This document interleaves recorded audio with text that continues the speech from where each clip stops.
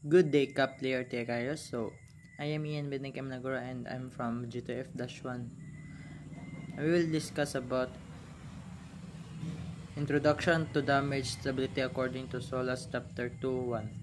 So, the SOLAS Convention, International Convention for the Safety of the Life at Sea, set international standards for maritime safety.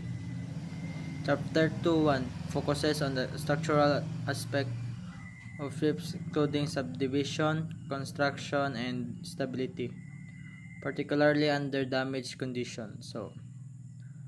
So, what is understanding damage stability? Damage stability refers to a vessel's capacity to stay afloat and stable after sustaining structural damage, such as flooding from a hull breach. This is essential to prevent capsizing and ensure the safety of everyone on board. Objective of damage stability regulations.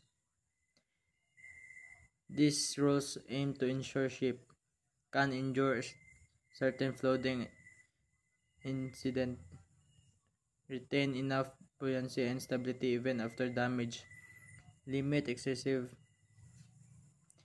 hail or trim, ensuring safety of crew and passengers. SOLAS Chapter 2.1 Main Preventions on Damage Stability. The primary standards related to damage stability are outlined in Part B1 of Chapter 2.1, which deals with subdivision and damage stability. Key Regulation Number 1. Regulation 4.1 Survival Probability for Passenger Ship utilizes probabilistic approach to assess damage stability. Requires ship to calculate the likelihood of surviving various flooding situations. Ship must achieve an attendance index A or A that is at least equal to or greater than a required index. So R. A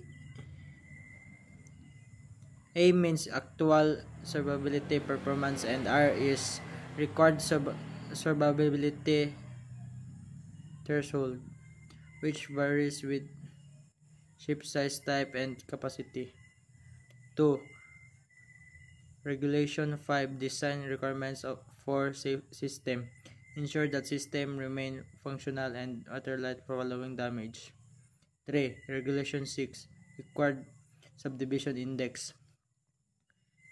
Establish the minimum survivability index based on the ship characteristic and passenger numbers.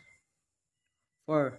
Regulation 7.1 to 7.3 Damage assumption.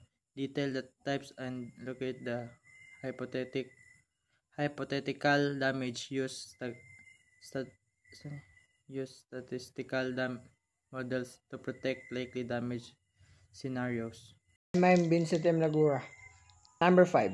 Regulation 8. Attend Index Calculation. Determines the attend index by evaluating multiple damage scenarios. Each scenario is assigned a survival factor. From 0 to 1, indicating how well the ship withstand the damage. Core elements in damage stability assessment. Subdivision. Ship are divided into watertight sections using bulkheads to contain flooding and prevent it from spreading. Watertight integrity. Allow openings like doors and hatch. Must maintain watertight sealing to preserve the integrity of compartments. Damage scenarios.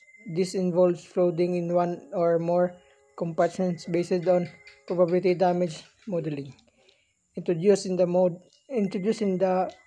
2009 SOLAS reservations. Survivability criteria. After damage, a ship must stay afloat with positive stability, positive GM. Maintain suffer-free aboard and the responsible heel angle. Prevent progressive flooding.